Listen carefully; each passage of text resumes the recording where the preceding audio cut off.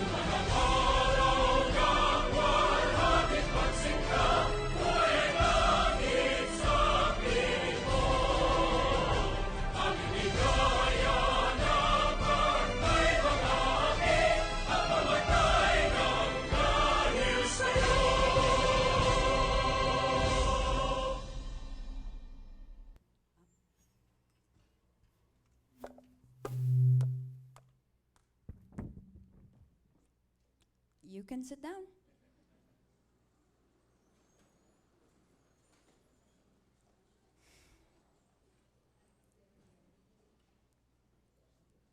Hello.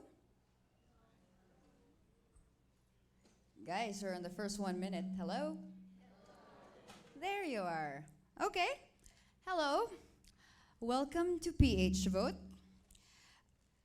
Our way of preparing you for the grand, exciting, bombastic, acrobatic, lion-taming, baton-twirling, exciting, and ultimately frustrating national exercise we call the presidential elections. My name is Patricia Evangelista. I am a multimedia reporter for Rappler.com, and as most of my bosses would be terrified of saying, I'm your problem child for today. I am required, though, it's part of my contract, to tell you that anything I say, whether they consist of 4 letters or otherwise, do not represent the opinions, beliefs, policies, or standards of Rappler.com. All right? Good. I am not a particularly good host. I was not willing to do this, but because I'm a very good soldier, all of you suffer with me, and we will get through this very, very fast. Yes? Thank you. Okay. Let's begin with the opening remarks. Let's introduce Brother Michael Broughton, FSC Vice Chancellor for the Lasallian Mission. A round of applause, guys.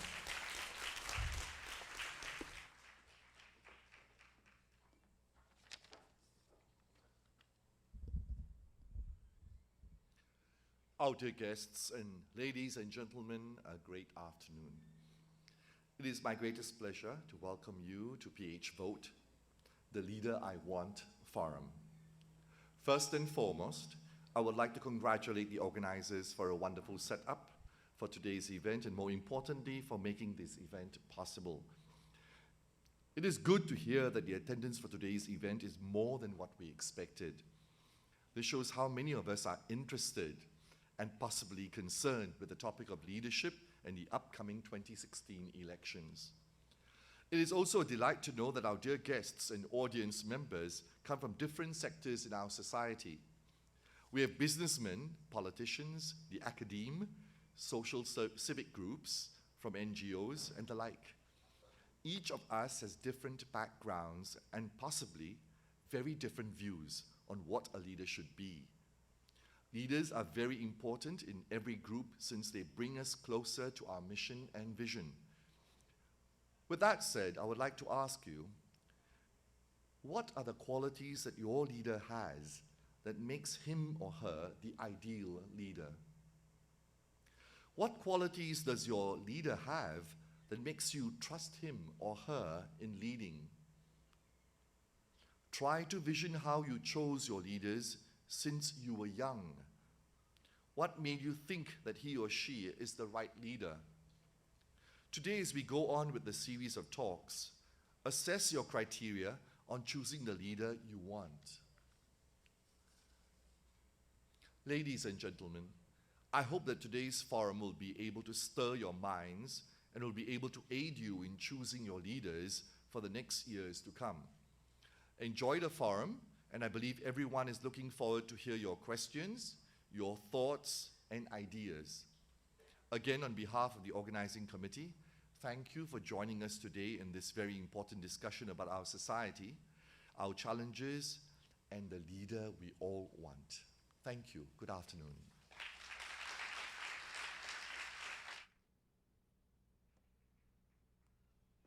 Thank you, sir. To give us our overview of the event and to give us more of an introduction to the BID Consortium book, we would like to call to the stage Dr. Julio C. Teangui, Dean of the College of Liberal Arts of the De La Salle University.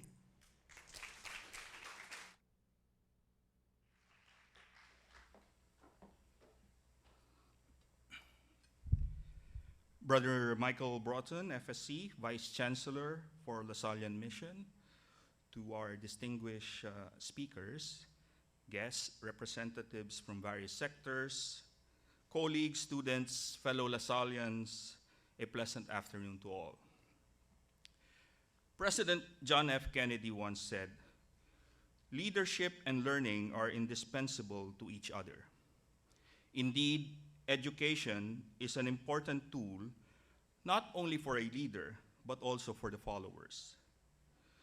Today, exactly a year before we choose our next set of national leaders, we are gathered here to learn and educate ourselves on what our current leaders have accomplished and not accomplished, and the continuing challenges that will face those who will succeed them.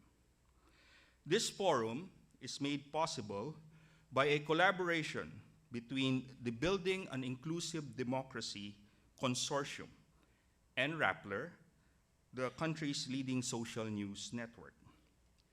The consortium is a collaboration between Ateneo School of Government, De La Salle University College of Liberal Arts, the University of the Philippines National College of Public Administration and Governance, and the Asian Institute of Management Rizalino S. Navarro Policy Center for Competitiveness. This forum is also endorsed by the Philippine Political Science Association, the National Professional Organization of Political Science and Allied Disciplines. The Building an Inclusive Democracy Consortium emerged out of a forum that was organized 2 years ago. It has co-sponsored a series of fora and has recently completed a book manuscript entitled Building an Inclusive Democracy in ASEAN. The forthcoming book contains studies on the impact of malfunctioning democratic systems and weak institutions. It also talks about the issues or problems that society faces as it transitions to a participatory democracy. For this afternoon's forum, this will also serve as a launch of PH Vote, the Leader I Want, Rappler's major initiative in the runoff to 2016. Today's event is a meeting point for every one of us who come from different sectors. We all have different sets of beliefs, different life experiences. We all look for different qualities in a leader. But we all have one aim today, and that is to look for the qualities in a leader that can lead us to an inclusive society. Our society faces many issues: environmental, political, economic, societal, and maybe even cultural. And to fix these, or at least to find a solution for each of these, we need to examine what is malfunctioning in our system. We need to know this in order for us to better participate in society. We have two panels for today. The first panel will talk about the challenges we face in our society, and that in relation to how we choose our leaders. The second panel will talk about the kind of leaders we want. Again, on behalf of the organizers of this forum, I welcome all of you to De La Salle University. This is just the beginning in our continuing search for the leader we want. Thank you very much and a pleasant afternoon to all. Thank you very much, sir. And to talk about the challenges we face, we call on our moderator for the first panel, Pro Productions founder and one of the founders of Rappler.com, Ms. Cheche Lazaro.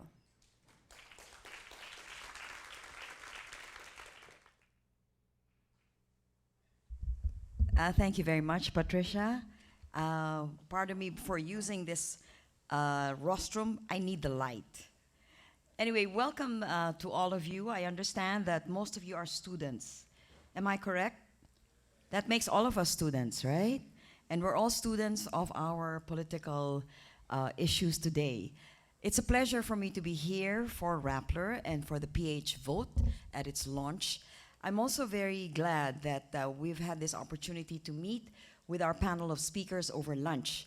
And while we were having lunch, it was very interesting that the conversation centered around some of the challenges that we now face as voters in the election, which is coming in just about 12 months, exactly 12 months from today. And the conversation centered on what are some of the issues that we'd like to talk about. And when this was going about, one question that came to my mind is, are we ready for issues? Are we really going to vote on the basis of issues?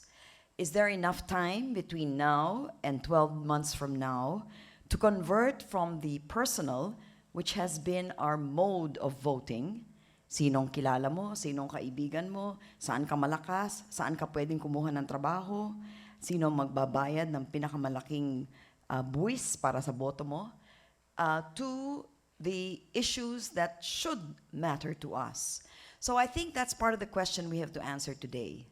What are those issues? And can those issues be converted into concerns that will translate our vote into the leaders that we want? For our first panel, I'm very happy to introduce 4 speakers who are all, in my opinion, opinionated, and they all have a view of what the issue should be. May I introduce our first panel speaker, Dr. Ronald U. Mendoza, who is currently Associate Professor of Economics at the Asian Institute of Management. He is also the Executive Director of the AIM Policy Center. For his education, Dr. Mendoza finished at the Ateneo de Manila, majoring in economics. So I guess there are some Ateneans here, so you can go Blue Eagles. And never mind about the Green Archers. He holds a master's in public administration and international development from the JFK School of Government at Harvard. He has an MA and PhD in economics from Fordham University. Ladies and gentlemen, friends, may I present Dr. Ronald U. Mendoza to tell us about the challenges that face us for next year's election.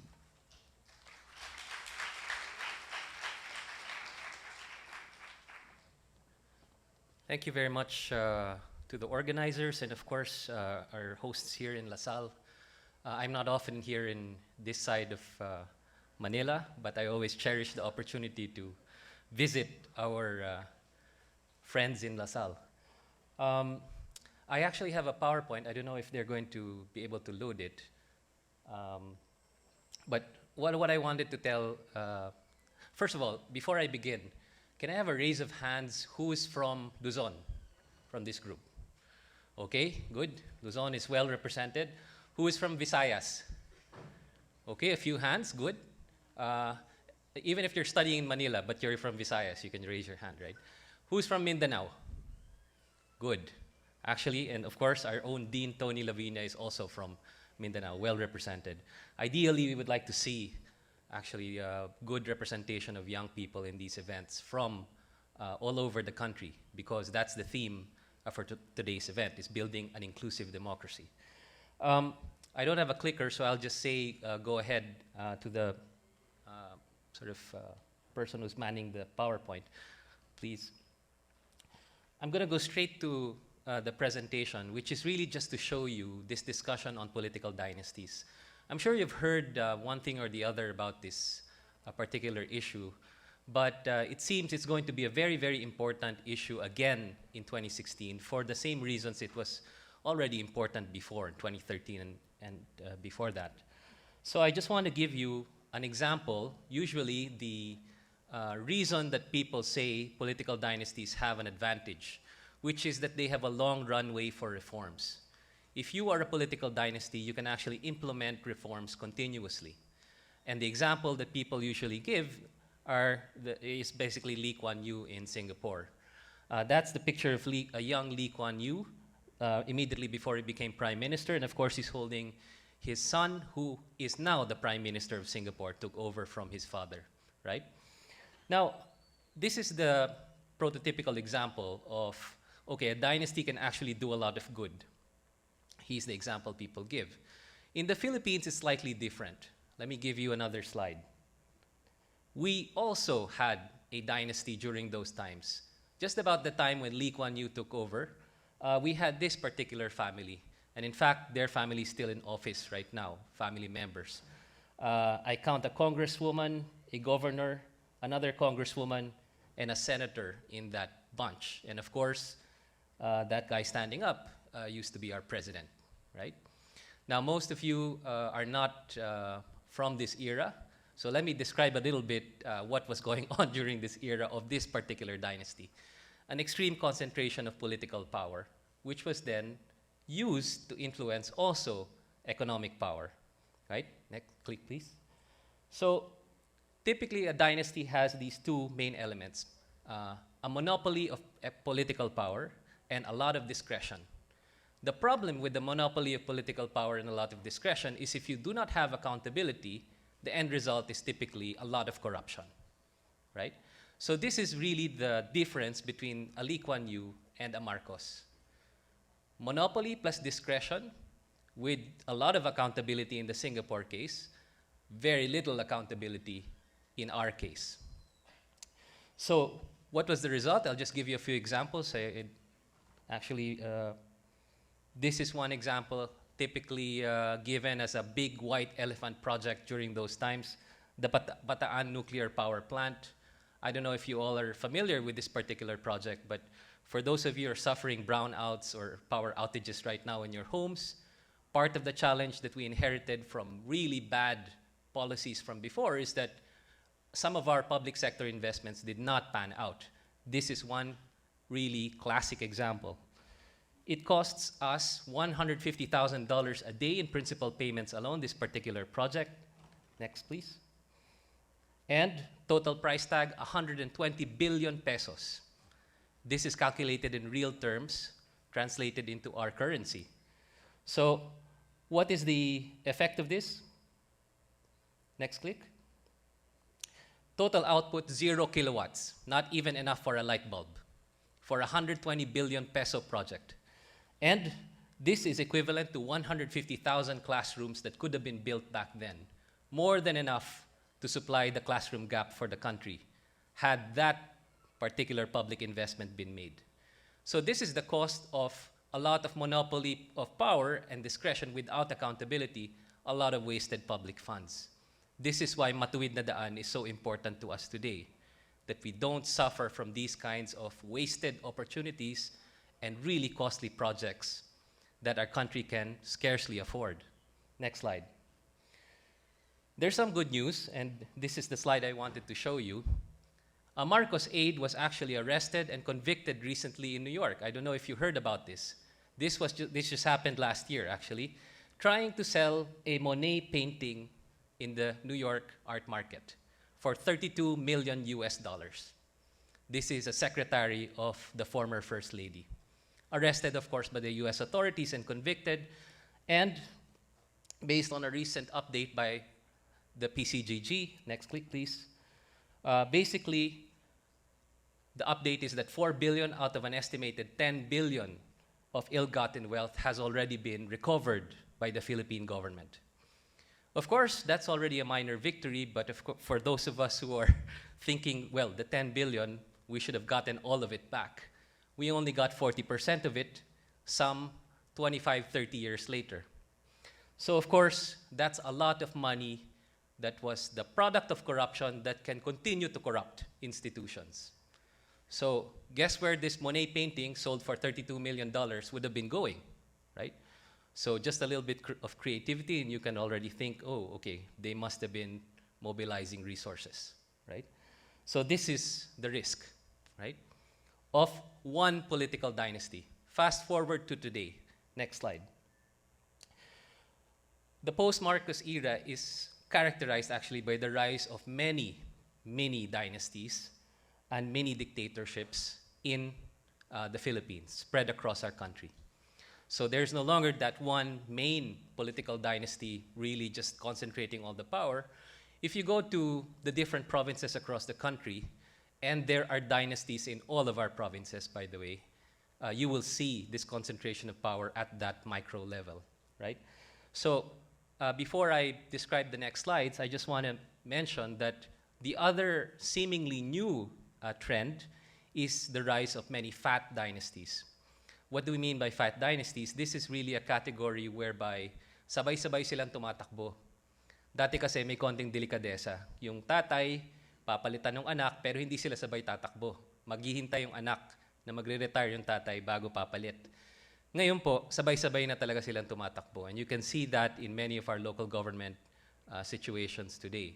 Governor at vice governor, mag-ama, mayor at vice mayor, mag-ina. These are the situations that we observe. Next slide, please.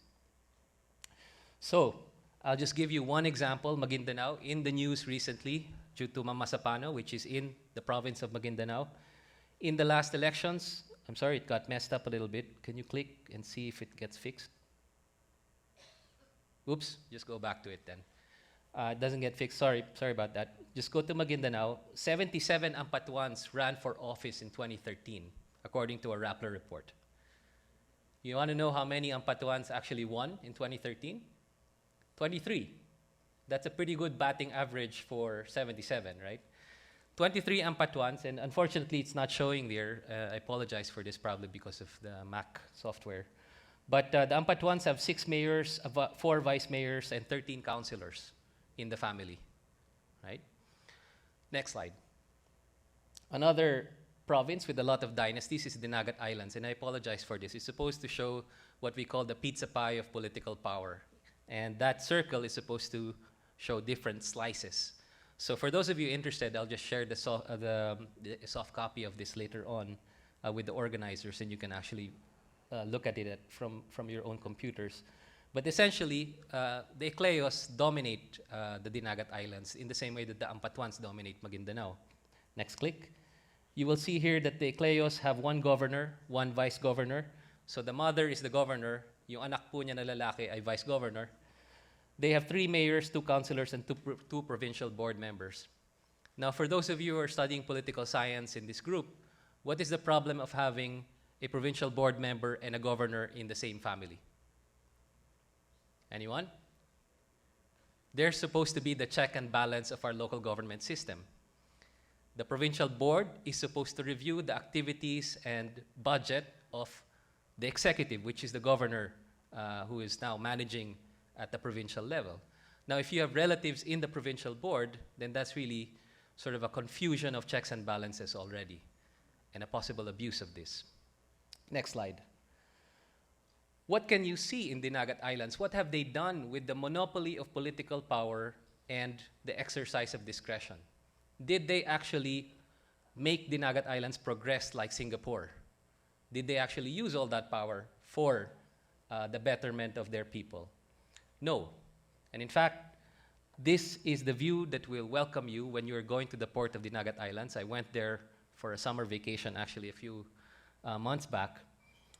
You will see many fishing villages actually in the front of the port, right? Really poor families live there. And on the top of the hill, you will see a rather big house, which is estimated to cost about 300 million pesos, right? And the house looks like a castle. In fact, the locals call it the White Castle, right? Ito pong White Castle na to, dyan po nakatira ang kanilang governor. Next click. That's what the White Castle looks like up close, right? So they always like to give this example of Makati City and the shanties near Makati as an example of inequality, economic inequality. Well, actually, the economic inequality is now well visible all over the country, even in the countryside. Here, the political inequality is very much linked to the economic inequality in this particular province. And so that's actually the parting message that I want to convey to you today. I don't have so much time to deliver this talk, but the reason why economists and development practitioners such as myself, Tony Lavinia, July Tihanki, Professor Winnie Monsod also did a study on this with Professor Toby Monsod.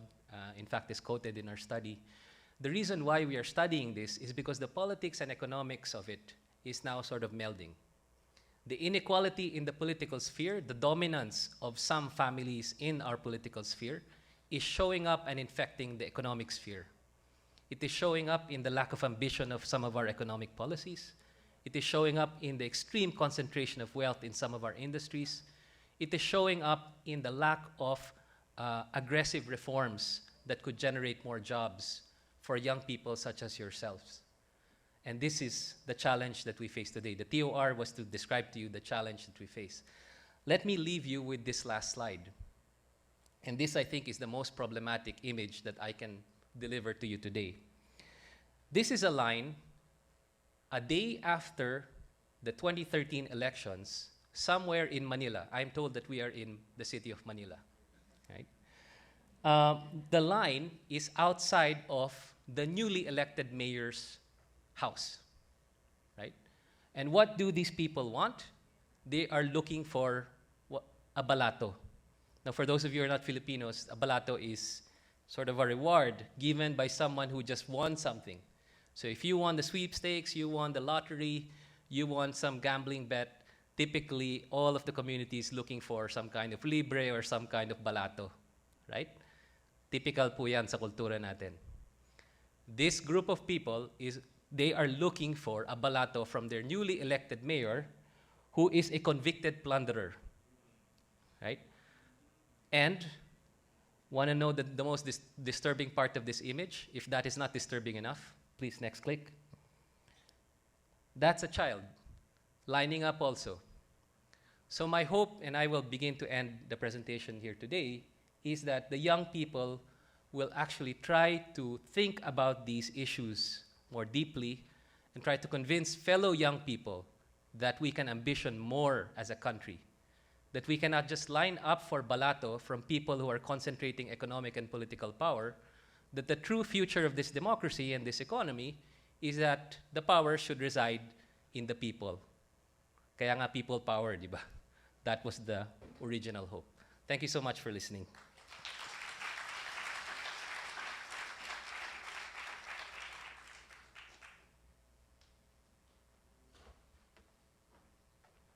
Thank you, Dr. Mendoza, for that presentation, which I think raises our blood pressure a bit. It's irritating, it's disturbing, and I hope it's enough to stimulate further discussion. Our next speaker is a former congressman, and he's former not because he doesn't belong to a political dynasty, but because he resigned in disgust. Early in the middle of March, just March, 2 months ago, he resigned from Congress because he felt that his particular position about our president after the Mama Sapano incident did not sit well with him, and he was not in agreement with the party that he represented in Congress. Our speaker today, Dr. Walden Bello, has a PhD from Princeton University. Dr. Bello.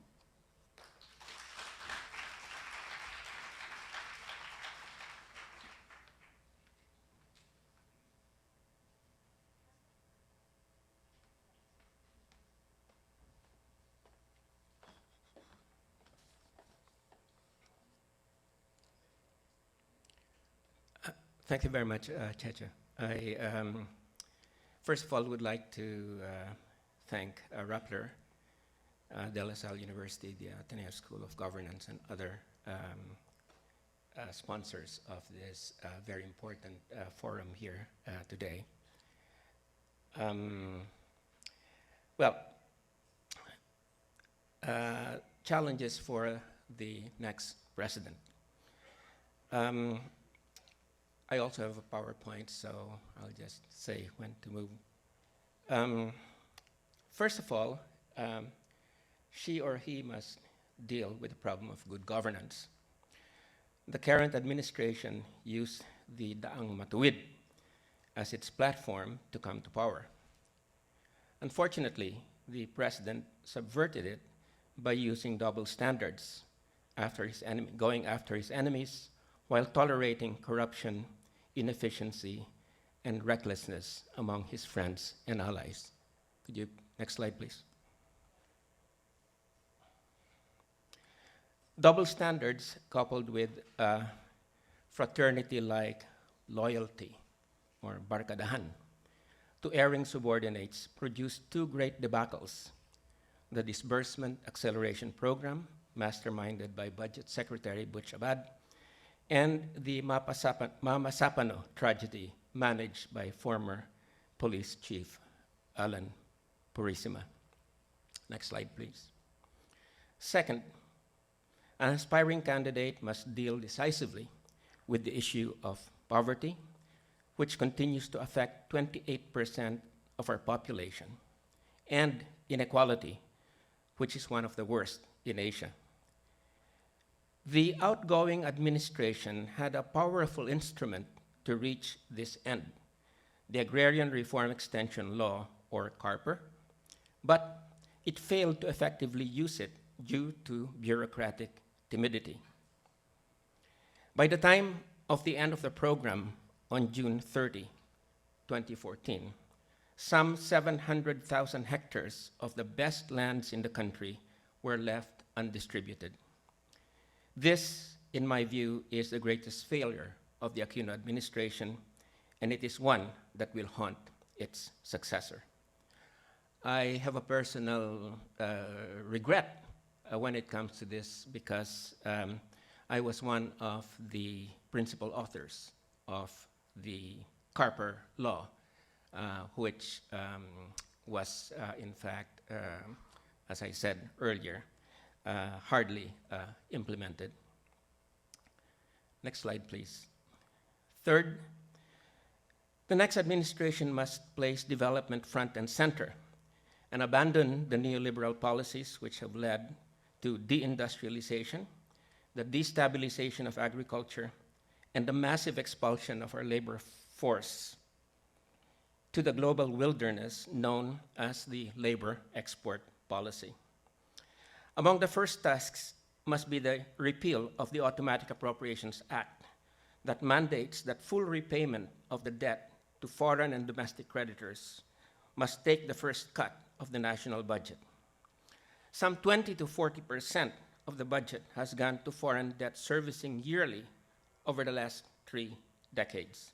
And this has gutted the capital expenditures that the state must devote to infrastructure and social needs essential to stimulating development.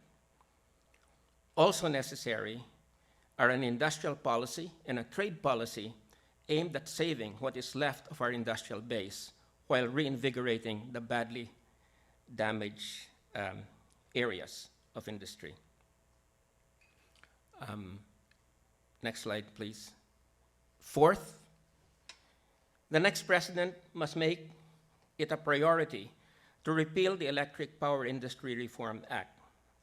Instead of bringing us lower prices, efficiency, and greater competition, EPIRA, the centerpiece of which was a privatization of all phases of the power industry, brought us some of the highest power prices in the world, more inefficiency in electric power delivery, and monopoly. One of the strategic debacles of the current administration was to waste its time for a whole year, 2014, seeking emergency powers for a crisis that never came, instead of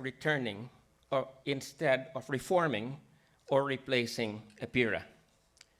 Now, there is simply no prospect that in the last 6 months of working time left to the administration, the EPIRA problem can be tackled. Next slide, please. The next president must also prioritize climate-proofing the country to the extent that is possible, securing the passage of the Bangsamoro Basic Law, and conducting a balanced foreign policy that does not deliver us lock, stock, and barrel into the hands of one superpower in the effort to counter the moves of the other. Mama Sapano illustrates the dangers of adopting a security policy that prioritizes the interests of the United States instead of the interests of the Philippines. One cannot have a one-dimensional foreign policy in the most geopolitically complex region of the world. Next slide, please. Finally, let me end by saying that one of the greatest challenges is saving democracy in this country. Many among our young people are rightfully disillusioned with the liberal democratic system that has been given nearly 30 years to radically reduce poverty, inequality, and corruption, but has failed miserably. Not surprisingly, many are being seduced by the prospect of the man or woman on horseback that promises to, quote, end the democratic stalemate, unquote, to use the words of the departed dictator. The next administration may well be the last chance to convince our youth that democracy can deliver.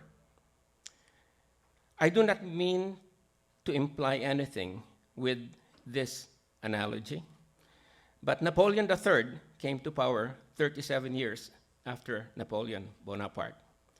Never underestimate the politics of restoration, especially in a country with a short memory. Thank you very much.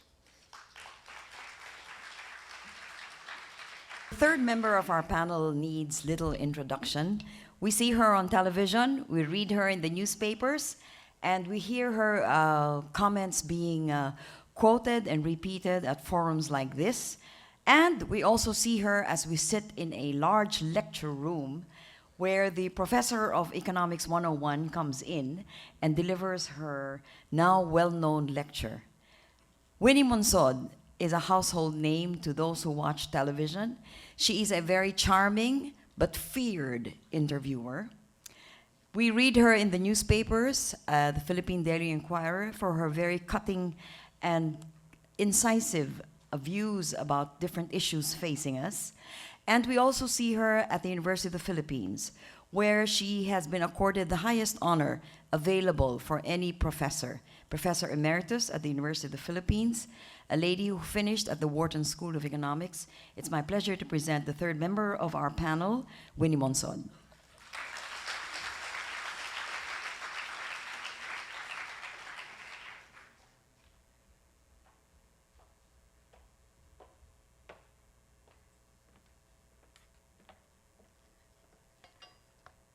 Thanks a lot, Cheche. I didn't know you loved me so much. Well, my presentation is based on a cut and paste of a couple of presentations I had done previously.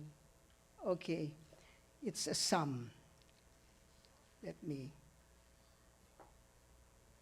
I'm talking about the long view of the Philippines. Do you know that between 1960 and 2009,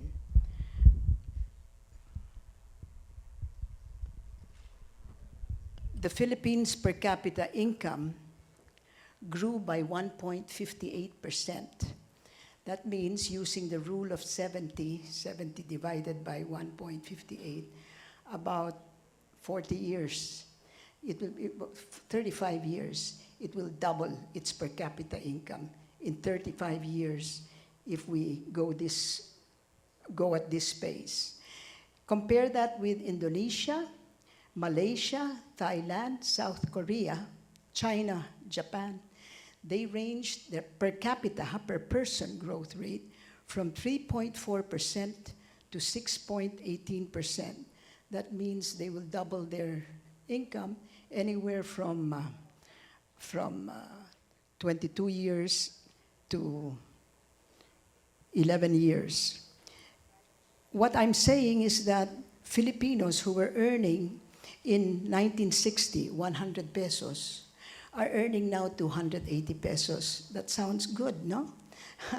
But the people in the other countries who are earning 100 pesos at the same time, 1960, are now earning 500 pesos to 1,900 pesos.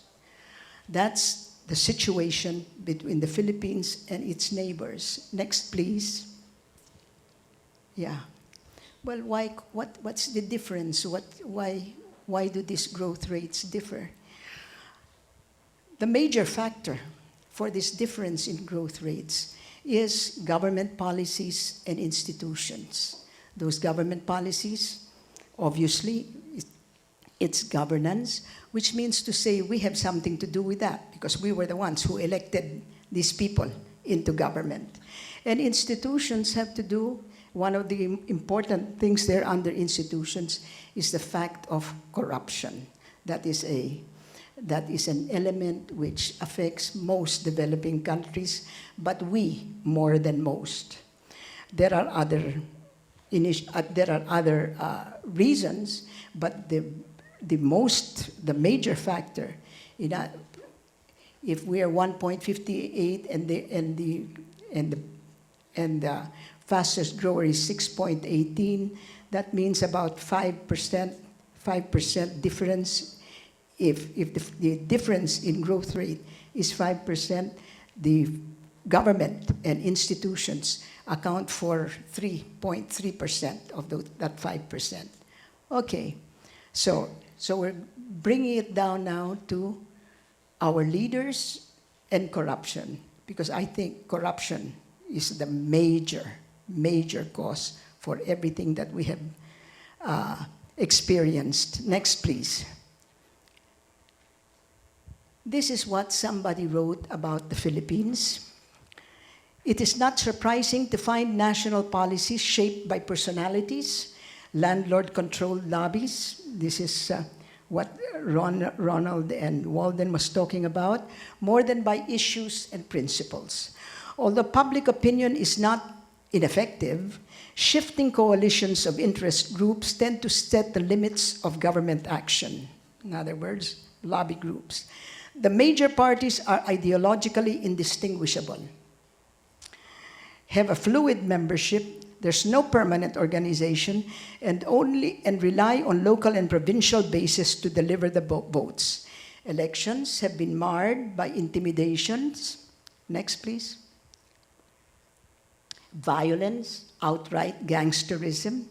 Political allegiance is largely determined by private and family interests, your dynasties.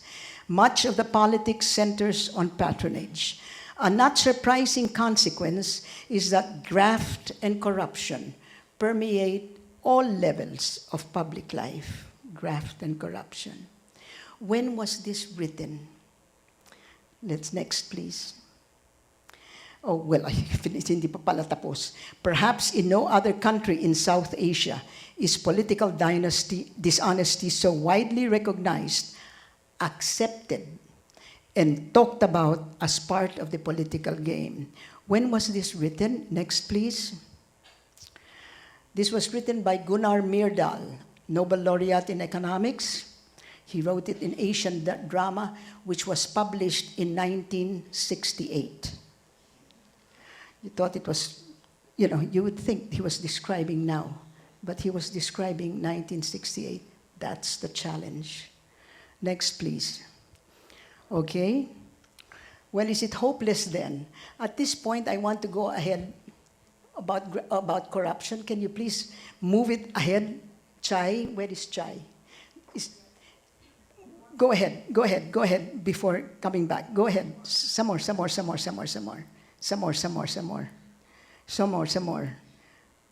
Oh, wala na. Wala na. Tay muna, nasan yung isa? Okay. You mean to say you cannot put it in?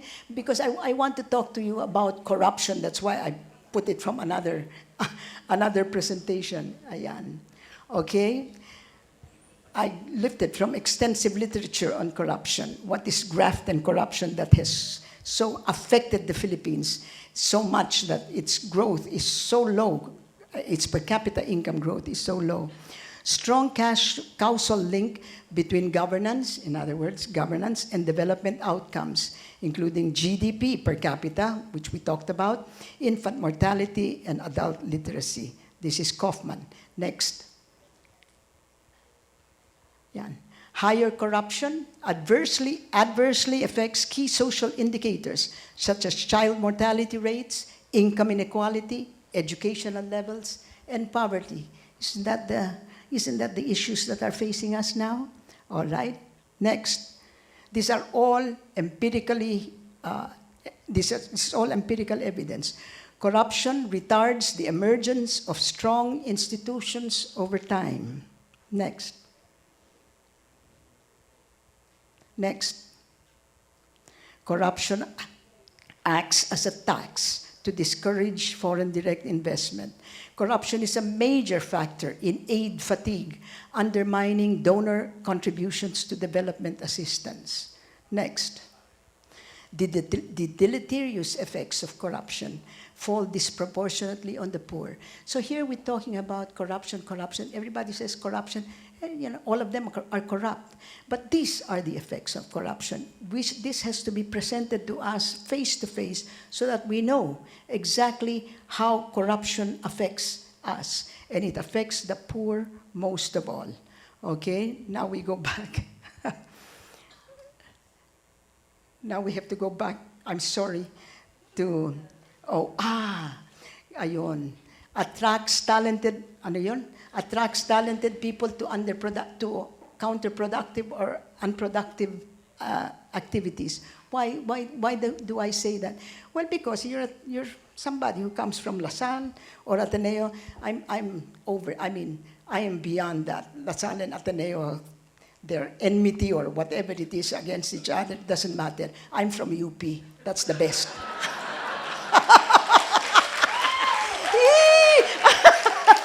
Okay. No, attracts talented.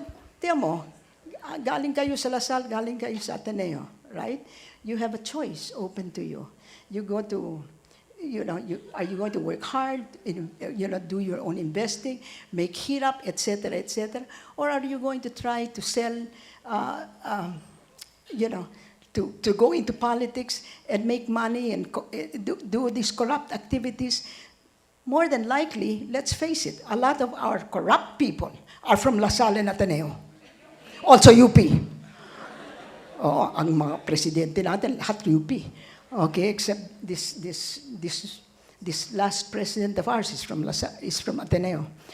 Okay, so that's what it is. When they are faced, Filipinos are rational people.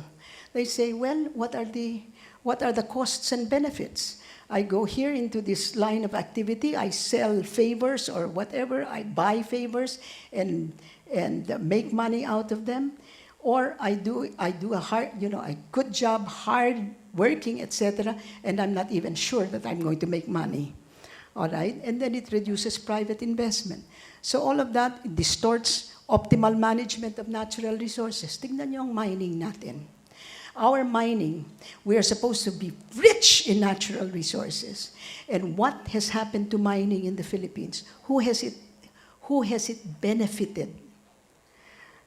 It has benefited some foreigners, some very rich people, but it has caused enormous destruction to our environment, and we have nothing to show for it, for all that mining and revenue that gets out of the country. Is it not?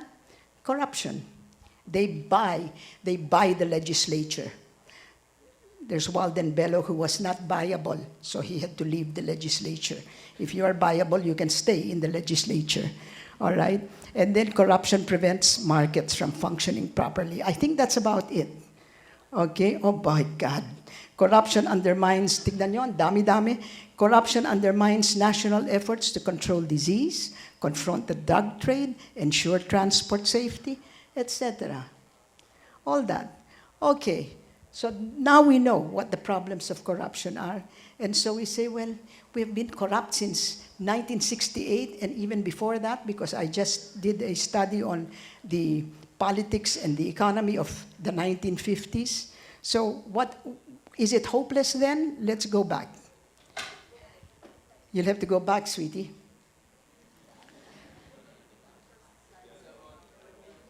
Go back to the first one. I'm sorry. I'm giving him so much trouble because I wouldn't have done it. I would have just talked to you if Chai hadn't said, sige, I can do it. So, she's doing it. Okay. Is it all hopeless then? What are the pluses? What do we have going for us? Ayan. A very active civil society. Admit. The PH vote is one of them. Developmental NGOs. Then we have a church that is exercising the preferential option for the poor. Advocacy of agrarian reform, farmers' causes, etc. We have investigative journalism. Rappler is one of those. Whistleblowers. And then, of course, the judiciary. Once in a while, once in a long while, it has golden moments. Diba? Okay, those are pluses. Okay, what's going against us? Next, please. This is corruption perception has decreased. In other words, we have been, well, this is up to 2013. Before we were 2.4, our corruption perception index. Are you going to do that? Are you going to do that? Huh? Okay. 2.4 in 2010, abay, naging 3.6 na. Ano yung ibig sabihin ng 2.4? 0 is total corruption, and 10 is clean government. We are now from 2.4 to 3.6. If you think that is great going, and I think it is great going, 2.4 to 3.6, we are very, very far from 10. Okay, next. What are the minuses? Well, there's Walden Bello saying that the agrarian reform that he was trying to continue is in peril. Economic development is full of quotes about how agrarian reform was the basis of Taiwan, of South Korea, of Japan, and of China. People don't remember that. They just think, sige, mag-industrialize tayo. What are you going to do with agriculture? Besides which, investment in agriculture probably gives out more return than investment in industry. Then we have automated elections, flawed. We know that it's going on now. Then we have presidential candidates, not promising. Here is Ronald Mendoza. He did not say. He was talking about Marcos because he's dead na, and then the other. But here we have a living example of a fat dynasty. We're talking about the vice president, who is vice president, his son who is mayor, his daughter who is senator, whose other daughter who is a congresswoman. That the kind you want? Boy, if that's what you want, you deserve them. Next. Okay, next, please. So, is it hopeless? Here's another quote. I will end with another quote. Wealthy, we do not think it will ever become. The advantages conferred by nature, with the exception of the climate, and the level of indolence and pleasure of the people themselves forbid it. They are a happy race, and being content with little are not likely to achieve much. You think they're talking about the Philippines? You got another thing coming. Guess where that comes from? Next, please. Letters from Japan, 1881. Somebody was describing Japan. So 1881 to 1960, 80 years, maybe it will take us 100 years, but there is hope for us. Except, I'm saying, unless the youth of today start thinking about who they're going to vote for, what they're going to vote for. You vote for somebody who is competent, who empowers the people instead of taking power from them, and somebody who has integrity. That's all I want. That's all you should hope for. Thank you very much.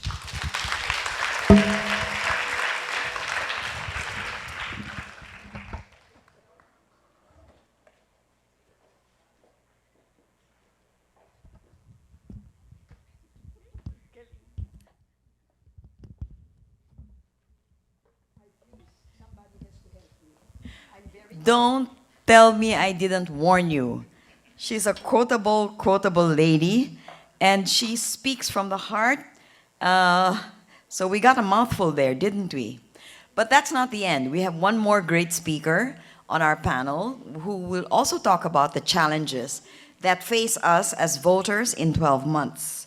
I'd like to introduce Dr. Cleo Kalimbahan, who is currently the Executive Director of Transparency International Philippines. She has a PhD in political science from the University of Wisconsin-Madison on a Fulbright scholarship. She has a master's in science in international politics of Asia and Africa and from the School of Oriental and African Studies of the University of London. Let's listen to her and find out what are the other challenges facing us as voters as we anticipate elections next year. Dr. Kalimbahan.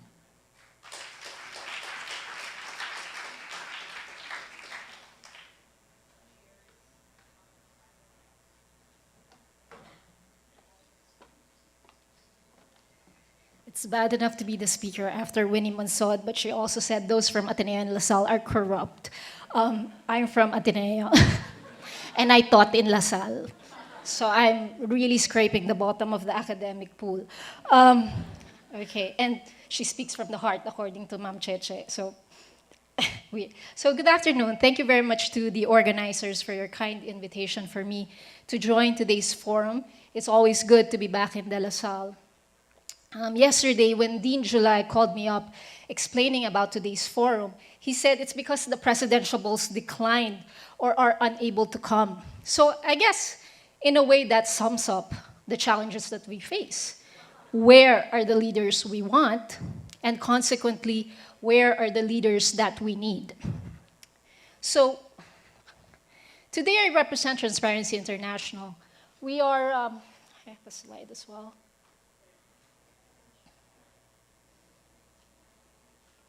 So we're an international movement, and we're present in 90 chapters around the world.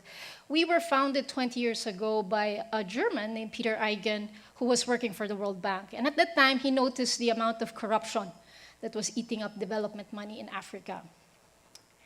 And now, we work both at the national and international level. We have a no impunity campaign.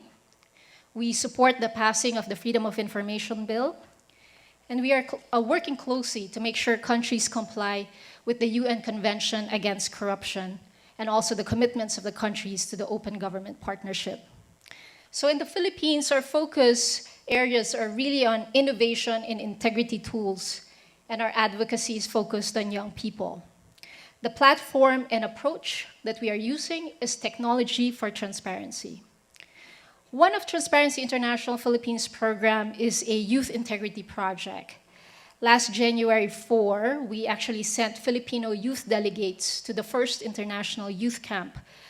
And the theme was youth empowerment for transparency and integrity. Spending almost a week in Cambodia, our Filipino youth delegates came back with a modest seed money to start their own initiative. And last April 25, we spent the day in Taytay, Rizal, with the young leaders of Taytay. And maybe some of you will say, well, that's Rizal, there's a fat dynasty there as well. So the event was really both community-driven and youth-driven. The event is called #BayanKoAayos, the Filipino youth's commitment to integrity. We collaborated with Angat Kabataan and the 10 outstanding students of the Philippines alumni community. And we will be replicating this in other cities and launching this with an online component as well. So what happens in a BayanKoAayos activity? Simply, we converse. We talk about integrity, but we also encourage. We encourage young public servants to stay on course. Our two youth representatives, Angel Bombarda and Charles Ladia, are in fact both working in government. One is with the Department of Budget and Management, and another with the House of Representatives. Now, what did I learn from interacting with young, talented people? They do not want the promise of a better future. They are aware of the complex problems that our country faces. But what they want is that their leaders prepare a better future for them. Young people have what it takes for zero tolerance corruption. And in Transparency International, we see corruption truly as it's an attack against our shared future. When there is corruption, we do not talk about creative solutions. We talk about shortcuts and the quick buck. Consensus and collaboration become difficult. And I will talk about elections now very quickly, because elections, as one historian told me once, he said, Cleo, elections in the Philippines is like the Olympics and the Mardi Gras all rolled into one. And we know that. So 2016 is fast approaching. And when you talk to senior officials, international organizations, donors, many worry that 2016 will be a repeat of 1998. At that time, we were gaining momentum, we were up, and then the Philippines dropped off the map. When I was working on electoral integrity issues, my research focused not so much on electoral outcomes, but on the electoral process, because the process affects the outcome. When talking about process then, it is now time to talk about leaders in plural that we want. Our government agencies, our constitutional commissions need to be manned as well by honest, competent leaders with a vision for their organization. And that vision must include providing service, better service to the Filipino people. That better service is something that you and I deserve. But we, the citizens, must also have a shift in our approach to government. We need to demand accountability. Demanding accountability coupled with volunteerism. What can we do together on the issue of campaign finance? There must be some creative solution for that. What can we do in having a more objective voters' education? Is there a new way to present voters' education that focuses on accountability? Is there a way for technology to jumpstart that? Is there a way for citizens to monitor and report anonymously vote buying come 2016? We need to talk and work towards creative solutions. Now, the problems we face require synergy of reforms and good leadership across public institutions. But we must also be vigilant and vocal about what we want. We need to continue to converse, to collaborate, just as we are doing today. Maraming salamat po.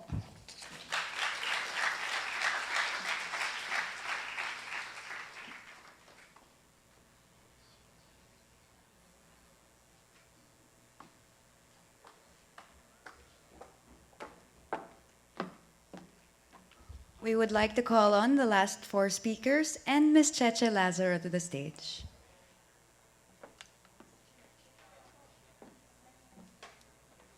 Or we will do that when the chairs are on the stage. A round of applause, please.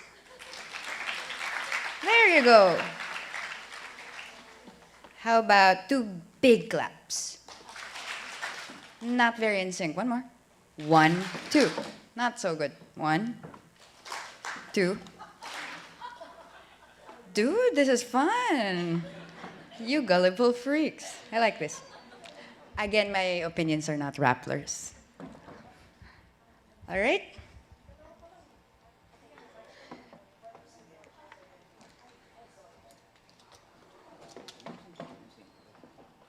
All right, a round of applause for speakers, please. A more sincere round of applause for speakers. Still gullible. Thank you.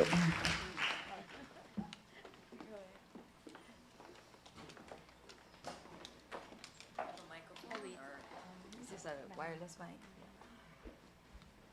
Okay, we now have Walden Bello. Please join us here. Walden is here. Oh, you're there already. Okay. Mendoza Dr. is not Mendoza. here. Dr. Kalimban. All right. Thank you very much for that round of warm applause. As our speakers animatedly pointed out, there are challenges that we face. Dr. Mendoza started out by talking about the political dynasties. And we've had dynasties since forever, I think, and they're getting fatter and fatter as we move down the line. Dr. Bello talked about the the things that we should be watching out for. And he started out by giving the reason why he left Congress, because the Daang Matuwid was not matuwid and was a little baku-bako. He talked about inequity, that, for example, the CARP law has not been able to address. Dr. Kalimbahin talked about the kinds of movements that they are now trying to institute among young groups of people like yourselves, trying to raise awareness about what to look for in leaders, about corruption, about the issues that we now face. And Winnie pointed out, zeroed in on corruption as a main issue that many of our speakers referred to as having translated political power into economic power, and therefore which affects all of us in a very real sense. So today we'd like to start out by asking, if we were to focus on just one single issue that we should think about for the coming elections, what would that be? Dr. Mendoza, you want to start? You have a microphone down there. Oh, you have it already. So I'm an economist, so I can't really focus on one issue. That's my problem. But I do agree that as a clarion call for 2016, maybe good governance and anti-corruption would be the best sort of basket that you can frame it. But if I may, one of my, I guess my critiques of Matuwid na Daan is that some people thought that the absence of corruption alone will do the job. That is not going to do the job. In fact, if you appoint less than competent people, you will not get the MRT running. If you appoint people who are not making money or not getting kickbacks, but are in no way the best people for that job, you'll get public services basically not satisfying the people, right? And you'll not get things running. So I think that was part of, and this is just, I'm reiterating the views of other speakers here. Part of the challenge is to grow the advocacy beyond just Matuwid na Daan. It has to go somewhere, and it has to convince our young people that that's worth going to. Okay. But before we get into specific issues, like you're now saying, Dr. Mendoza, that it has to go beyond the single issue of corruption, that we must address as voters in 12 months. May I posit a question first to all four of you? Do you think that all of us here are now into the idea of voting on the basis of issues? Can I ask all of you to please just raise your hands? Do you think in your heart of hearts that you will vote on the basis of an issue? Raise your hand. Issues. That you will choose the president based on a specific set of issues. Not too many, I have to say. How many will vote on the basis of how, the traditional way, how you know the person, the stories, the backstories behind that person, the kind of personality he projects to the public? Very few brave people will admit that that's how they vote. But do you agree with the public here, Dr. Bello, that we're not into issues? Not everybody raised their hands on that. Well, unfortunately, I think the major part of the electorate is still not on issues, but on clientelistic patronage kind of politics. However, I do think it is an uphill struggle.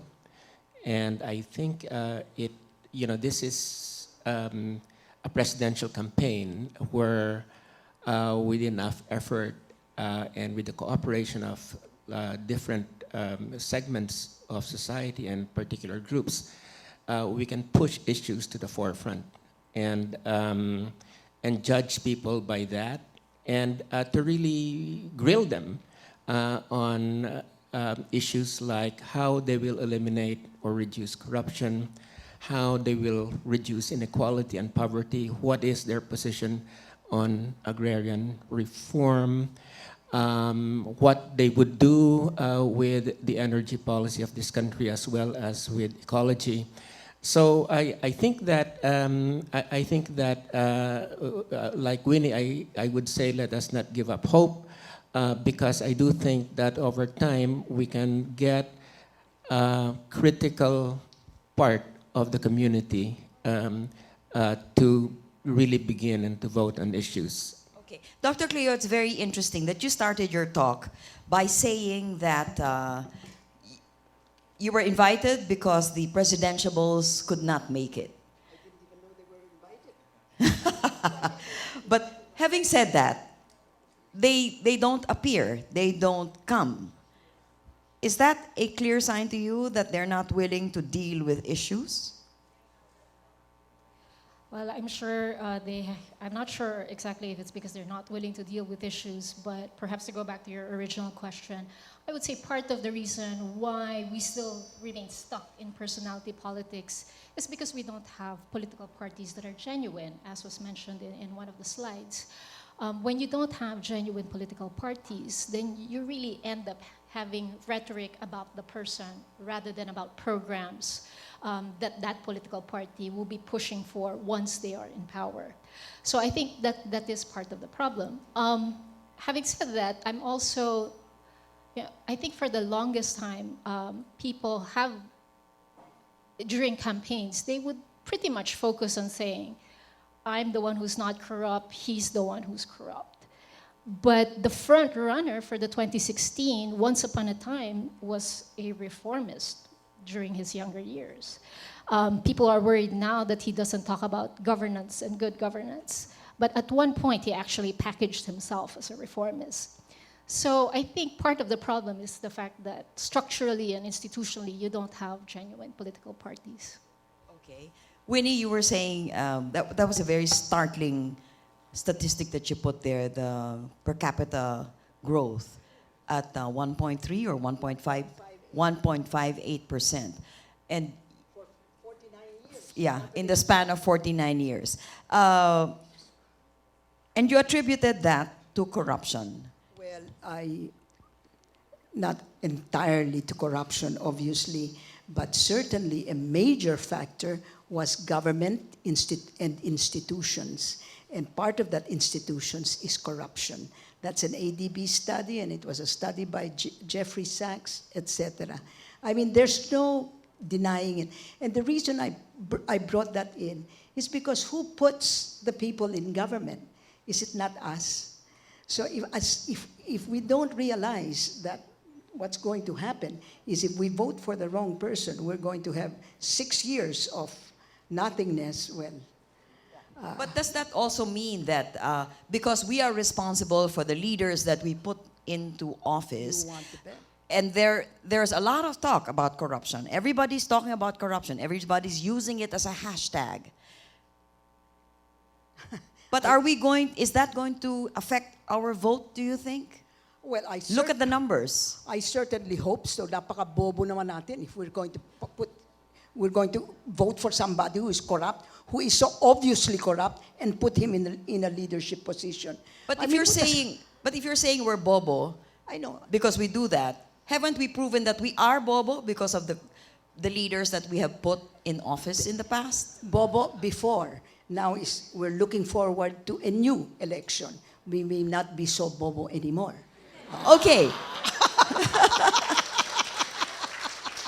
So to all the bobos and the bobas, which include all of us, we now turn it over to you on the floor. If you have questions, please feel free to stand up, pick up a mic, and posit your questions to our panel.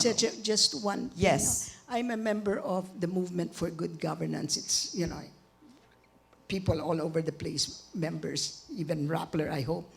Well, we have a scorecard, which is part of our voters' education. And there are only 3 questions. Ito ba ay mahusay? Ito ba ay nag-empower ng people? I don't know what is the Tagalog version of that. Is this man good? In other words, is he competent? Programs, etc. Does he empower the people? Does he Does he get their opinions? Does he consult them, etc.? And the third is integrity. Does he have integrity? Corruption has to do with integrity. There are the two others. But boy, without that corruption, we're sunk because all our money is wasted.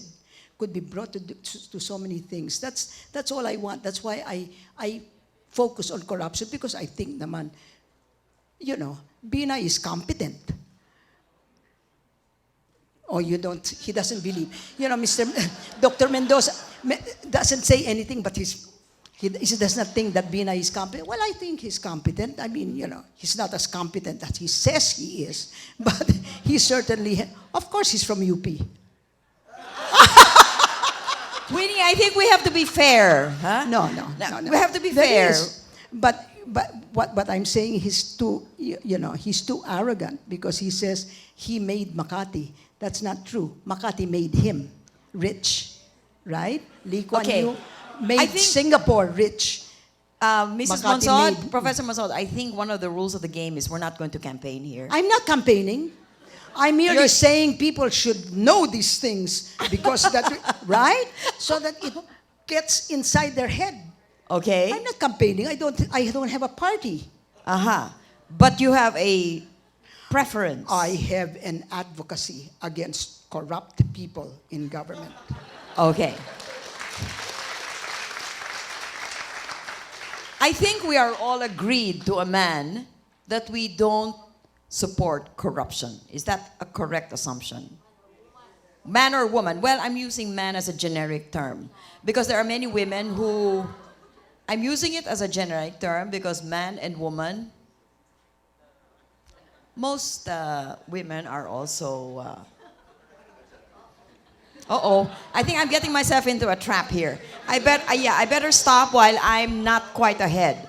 All right, Dr. Mendoza, let's hear from you. You were saying earlier that these dynasties existed or have been existing and are growing fatter.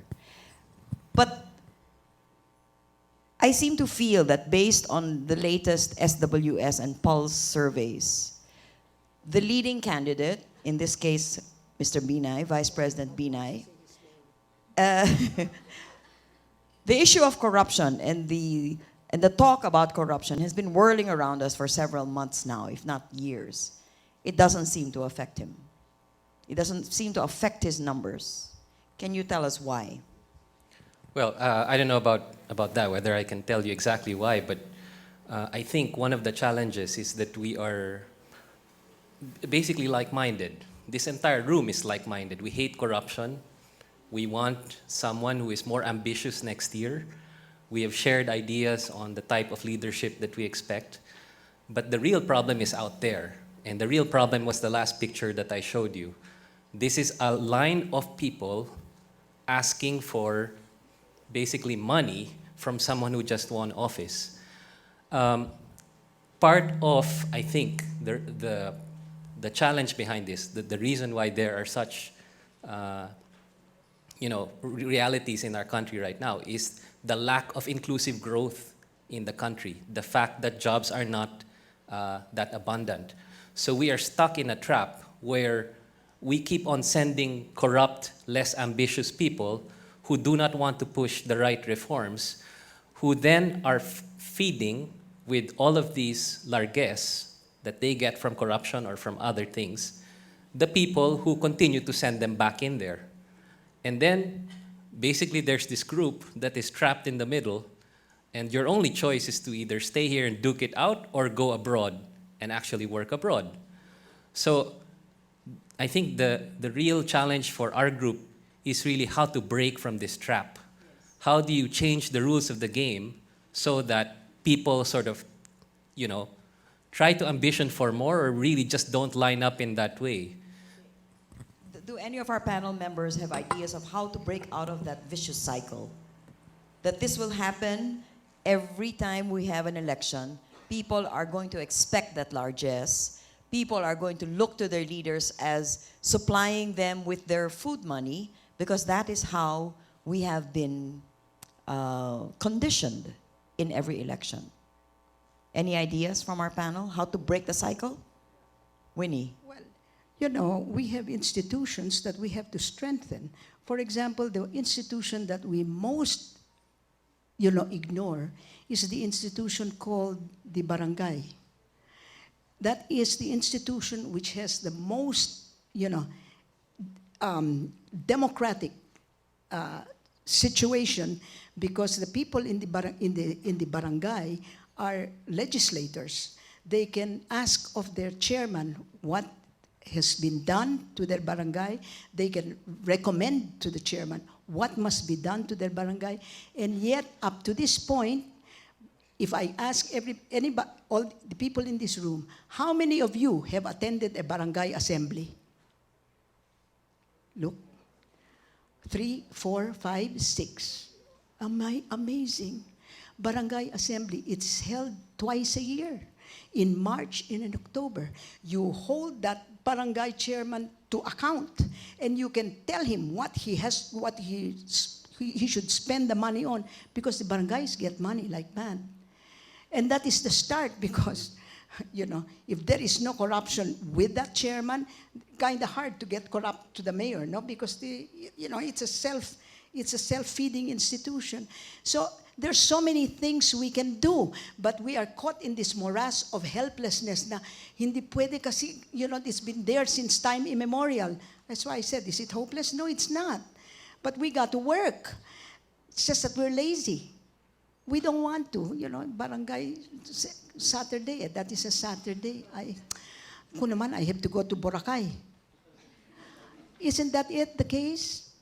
I mean, if we want something hard enough, we will work hard enough. And unless we work hard enough, we're not going to affect any change in this country. Nobody gets a free lunch here. But isn't it also because the people are very concerned about surviving? You have to get your meal. You have to clothe your children. Kaya nga sinasabi natin kung ano ang epekto ng corruption eh. Sila ang naaapektuhan pinakamalaki. Okay. Is it because we don't understand the connection? Well, I think we should repeat it and repeat it, because what we're doing now is talking about corruption. You know, it's become like a, you know, motherhood statement. But if you say what the effects of corruption are, health, infant mortality, etc., and then they'll start worrying about it.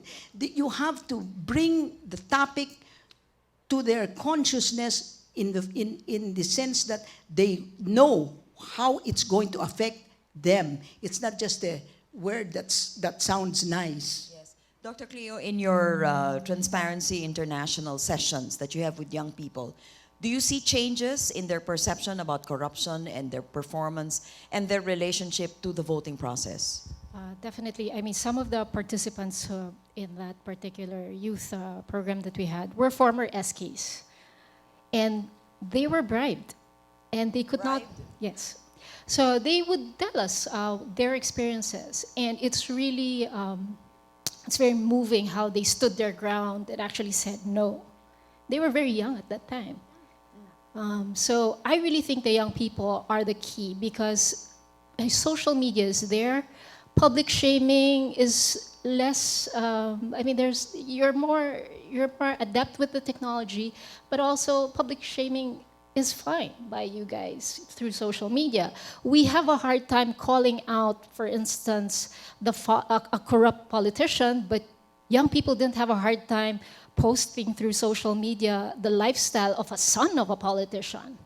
You know, I said, "Wow, great! I love it that young people are doing this. The vigilance is there, the public shaming is there. You're holding the father accountable through the son because he's posting a very, very excessive lifestyle." Okay, Dr. Mendoza, you spoke about groups, right? Harnessing the power of groups. Can you tell us more about swing votes and what difference this coming election will make if people band together to make a difference?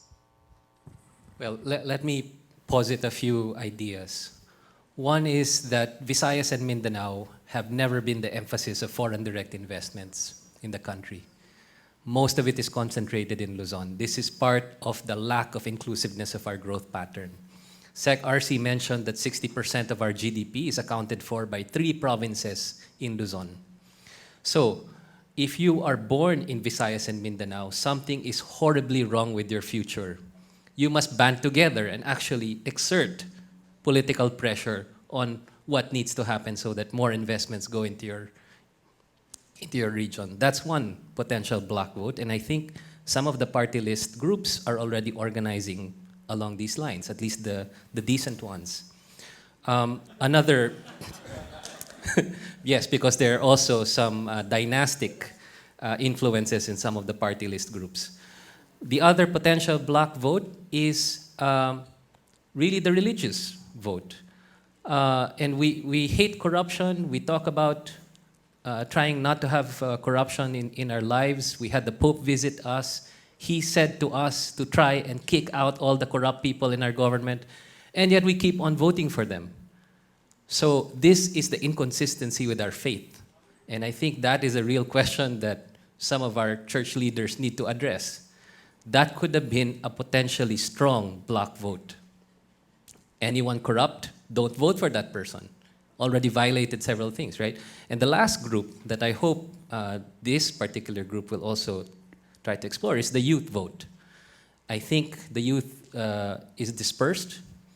You are not tapped by any of the political parties with the exception of a few who are actively recruiting young leaders from your group.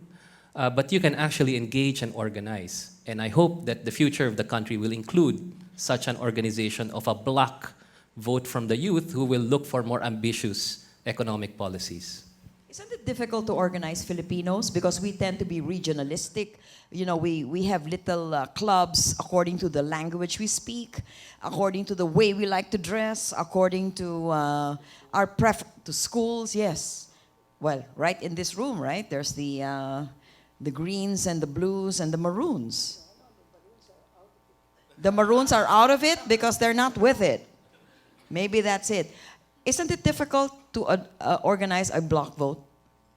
It is, and it's difficult in any country. I think there will always be some kind of friction across different groups. But I think that the things that bind us together as a country, these are the things that many of these corrupt politicians want to tear up. Inclusive growth, they will not support this. The ambition for generating enough investments and jobs for the country, they have not reflected this ambition. They thrive in our lack of unity.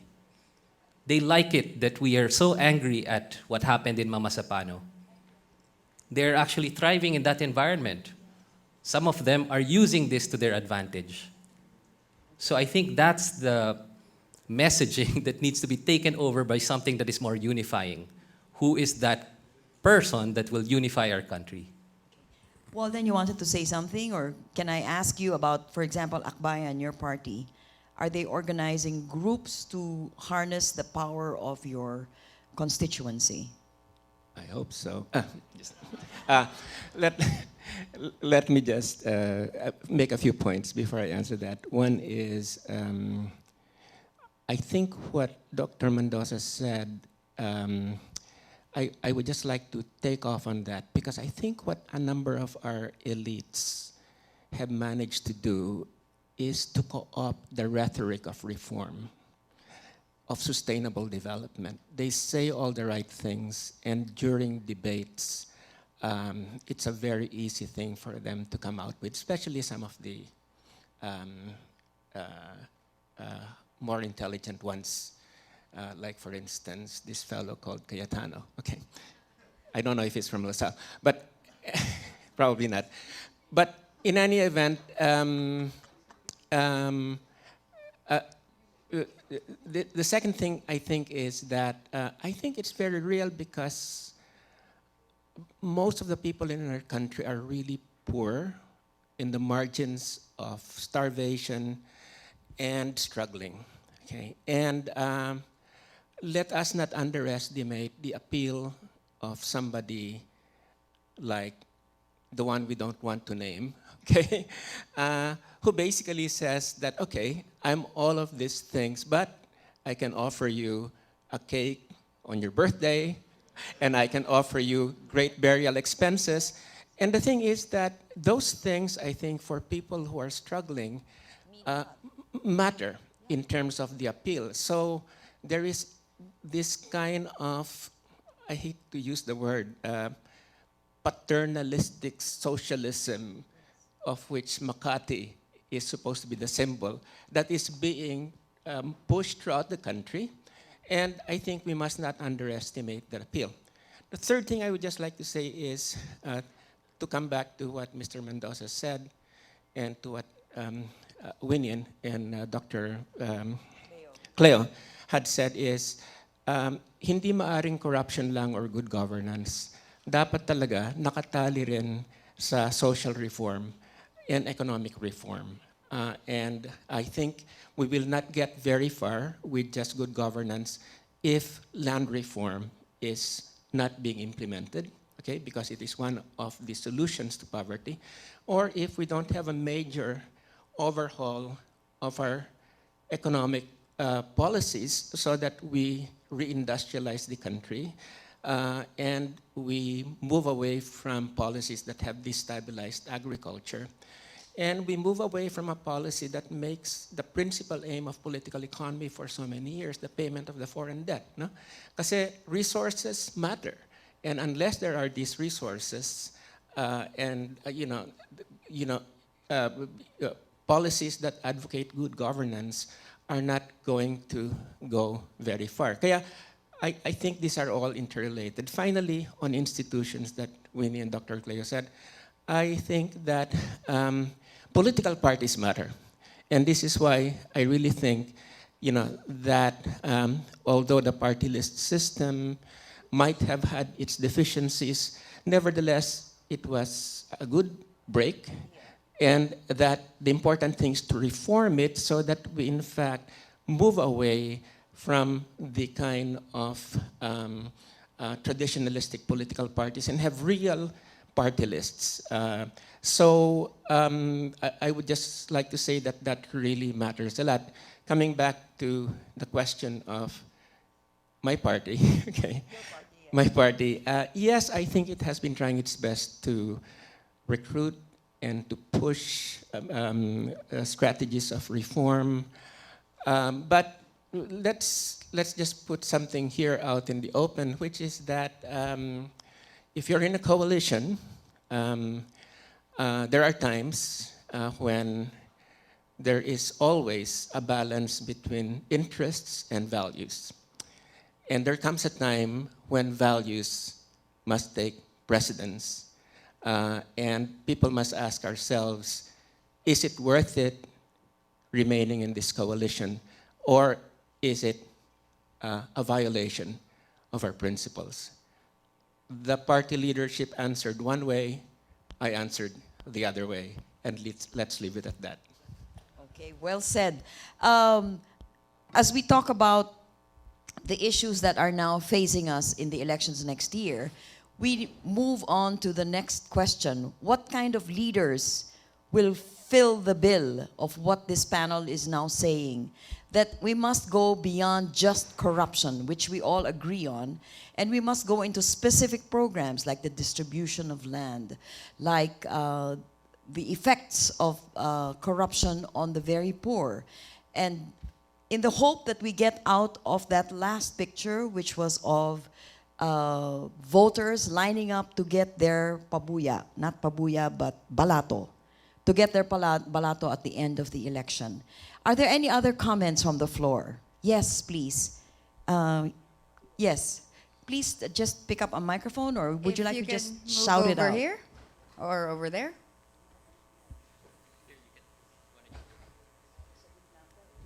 And let's get our next person asking a question over here. Yes. I think we have room for about 3 questions, and then we can close this panel and move on to the next question, which is, what kind of leaders will fulfill all of these challenges that our panel have just presented? Yes, please, your question. Please identify yourself and posit your question. Good afternoon. I'm Jared Ansaldo from the University of the Philippines, Los Baños, and I'm from Buklod UPLB, a political organization in UPLB. So may I ask, I would like to ask this question na kasi yung hindi na-tackle sa inyong mga speeches is the situation on education, which is also a key sector on the youth. Kasi alam po natin yung education ay isang mahalagang tool lalo na sa mga kabataan na matuto sa kanilang future. So I would like to ask the panel, what is your take on education and how does it affect the votes for 2016? So yun lamang po. Okay, any comments on education? What's the challenge for education and how should it be addressed? Anyone? Dr. Mendoza, yes. Well, I have some good news and bad news. Let me start with the bad news. We have this massive data set on political dynasties in the Philippines, and we wanted to find out, this is linked to your question, whether more education leads to less dynasties, right? Of course, long story short, with all the econometric sort of magic that we do as economists, we found very little link between education outcomes and political dynasties. You can have political dynasties in places with lots of education or strong educational investment. That's one. Of course, we didn't try more sophisticated measures of education like quality. Quality of education is very poorly measured right now in our country. And of course, we all know quality matters, right? Especially here in La Salle, Ateneo, UP, right? It does matter, and it's part of the inequality that we're seeing. Some firms only want to hire from these particular schools, right? This is part of the thing that we need to change. It's bad that they do this. It should be more inclusive. The good part, actually, on education is that this administration, if you want to give it some credit, has made a major push on education reform. Not all of it, so I see your brows are furrowing a bit. So I'm sure that it has not satisfied all of the wishes of the youth sector. But let me give you a few examples. K-12 is an important reform. It costs us more, but guess what? That's the needed quality that we need, and in order for international standards to be satisfied. The second part is actually this thing about the dropout rate. And our Pamilyang Pantawid program has been adjusted in order to lower the dropout rate of young people who are trying to get a high school degree. And based on the research, and this is coming out of the UP School of Economics, that's really the breakaway point for poverty. Having a high school degree at least gives you a fighting chance not to be poor, and your family a fighting chance to break free from the poverty trap. So at least on those two things, I think there are some good things happening. Well, if you think there seems to be the idea that the poor don't have as much intelligence as we do in order for voting. I think that's wrong. But, assuming that that is right, 68% of our poor families are families whose household heads have no more than a 6th grade education. That's how important education is in trying to beat whatever it is for governance, etc. It's very important. And that's just quantity, huh? We're not even talking about quality. 68% of the poor in the Philippines families have household heads who are no more than 6th grade. God. Sad statistic. No, but it's very important to show that once you get education, you have a more than even chance of breaking out of poverty. Okay. Yes, Walden. Well, I think in line with that,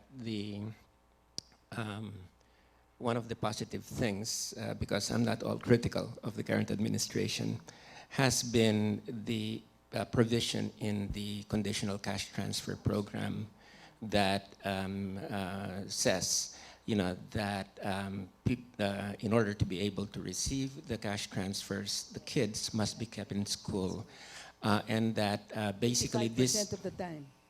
Sorry? 85% of the time. Yes. And that I think that research has in fact shown that this is one of the elements of that program that is in fact most positive. And hopefully the next administration would in fact expand that and seriously push it. Okay. Yeah, but the problem is today, and the problem is who are we going to vote for next year? That's our problem. This is an intergenerational thing. We have problems today. Yes, that will transfer to the next generation. Are you okay on that question? Okay na po. Thank you. Next. A pleasant afternoon. I'm Reggie Yamada Barakit from De La Salle University, co-founder of United Social Entrepreneurship Conference. 2016 is not only an election year. 2016 is 30 years after the revolution that restored our democracy. My question is, has that revolution failed us, and do we need yet another revolution? But please don't make a mistake of having bloodshed or what. A revolution on concept of drastically transform our country for the better. Thank you. Do we need another EDSA? Gentleman first. Yes. Let me just say that, as I mentioned earlier, one of the greatest challenges is, in fact, saving democracy in this country, because the fact that it has not really delivered in terms of what the majority want, which is less poverty and more equality, has in fact created a situation whereby there are more and more of the young that do not remember the martial law years, that have a sort of romanticized image of it, which is propagated very cleverly through the internet. And where there is the idea that somehow a new man or woman on horseback might be the solution to what the old dictator called the democratic stalemate. So I think this is really key. Now, if we look at, when I looked at the experience of liberal democracies that overthrew dictatorships back in the 1980s, what worries me is that most of them have had the same experience as the Philippines. Okay? Whether you look at Brazil or a number of other countries, what we've had is elites basically restoring oligarchies, having great competition, great elections, but more inequality and even more poverty.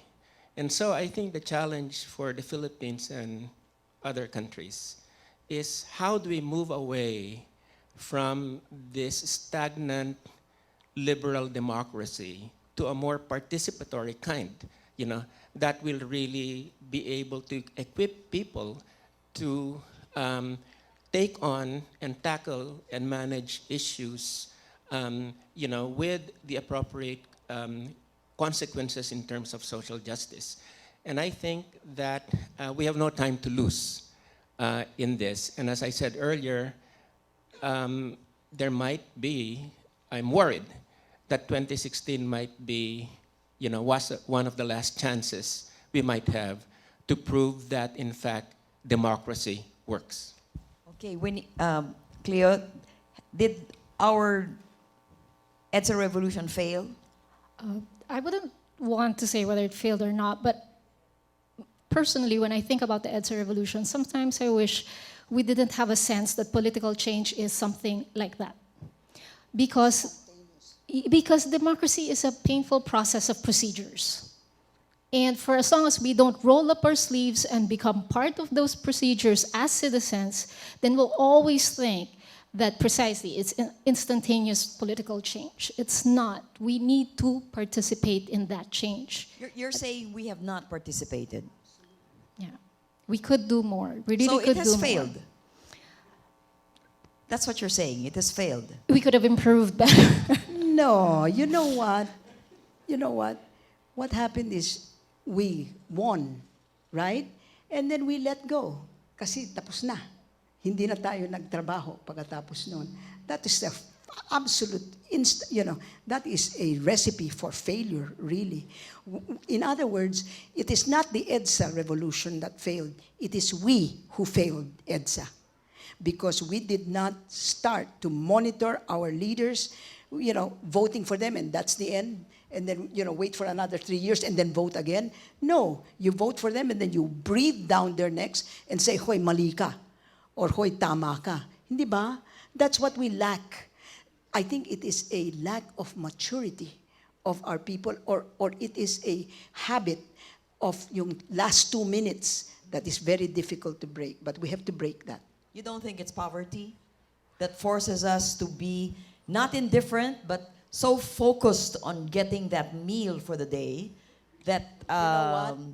we don't concern ourselves because we think the government's going to do that anyway?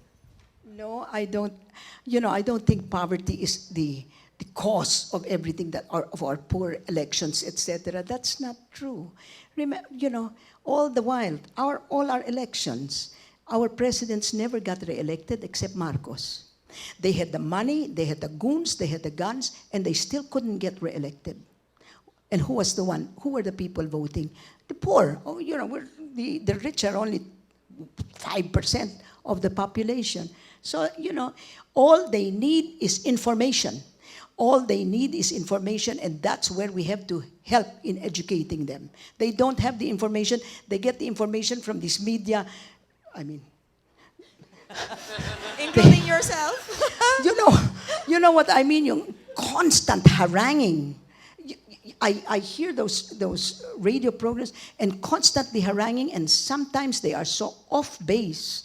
And yet that's what the people hear all the time, and no one bothers to call them up and say, "Hoy, I happen to know that your statement is not true." Nobody. The rich, they say, "Oh, another." But constantly you're telling that to the people, and they start believing it. That's what's happening to Mama Sapano. Okay. Did I answer your question? Do we need another revolution? No, of course not. No, of course not, is the answer. I just want to interject. Tuwid na daan, yes, maybe it might succeed. But the problem is, saan nga ba pupunta yung tuwid na daan? We don't have a vision. That's why, in the next election, we need to elect a leader who has a vision on 2050 or 2100. Because my concern is, 30 years ago, these are the problems. Maybe 30 years from now, is this the same problems that we are going to face? And I don't want that by that time, that if I'm candidate, these are the issues that I will be facing. Thank you. Okay, we'll vote for you when you run. Okay, one last question. Are we okay, No, Pat? I think from popular demand, we can answer quite a lot of questions, but we would like to ask everyone to just ask one question, and two, if just one member of the panel can answer. So Okay. let's have our, who came first of the two gentlemen? Is sir. that the line? Oh my gosh. Oh, not just that. We have a line over here too. Oh my. Let's make it quick. Not more than 10 words. Yes? Please give a chance to senior citizen. Senior citizen discount. Okay. 15 words. Okay, I am from Mindanao. 20%. I am a general, retired. We have so many problems in the Philippines, namely poverty, injustice, disease, drugs, CPP, NPA, Mindanao problems, and so many problems. What we need, a leader who has the character, who has the temperament, he has the determination and political will to solve all these problems. Now, question. As Ms. Monsoda said, he mentioned people has integrity, competence, and empowerment. Maybe we can get some Filipinos to have those qualifications. But the problem is they are not known. Hindi sila kilala. How can you win an election when people are buying the votes of the Filipino people? How? That is my question. Thank you. Okay, one answer from the panel in 10 words or less. I just want to thank you for pointing out that that is one of the big problems. If campaign finance is not controlled, if the law is not enforced, that will be a problem. If only the top 5 or 10% can afford to run for public office in the Philippines, think about the selection and also the payback that has to happen after. Okay, thank you. Next question, please. This side.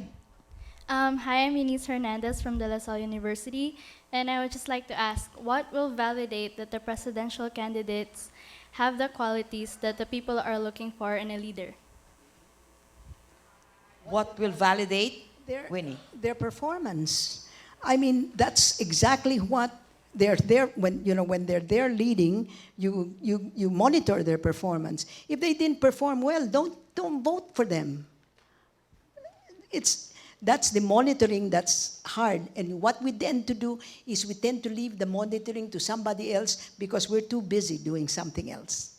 Okay, thank you. Next question. Good afternoon. My name is Patrick. I'm from the LSU. I'm also an intern in the U.S. ASEAN Business Council. My question is, in the absence of a strong party system, patronage has long been the only way for people in our government to make meaningful strides or to get things done in general. Do you believe that given this entrenched patronage culture in our government, that we will truly be able to see a truly reformist president in this election? Okay, answer. Anybody? I Winnie. don't know who the candidates are, except one. Right? And I'm not in favor of that one, but I'm certainly, I'd certainly like to see who's going to come out before I make a statement. Yes.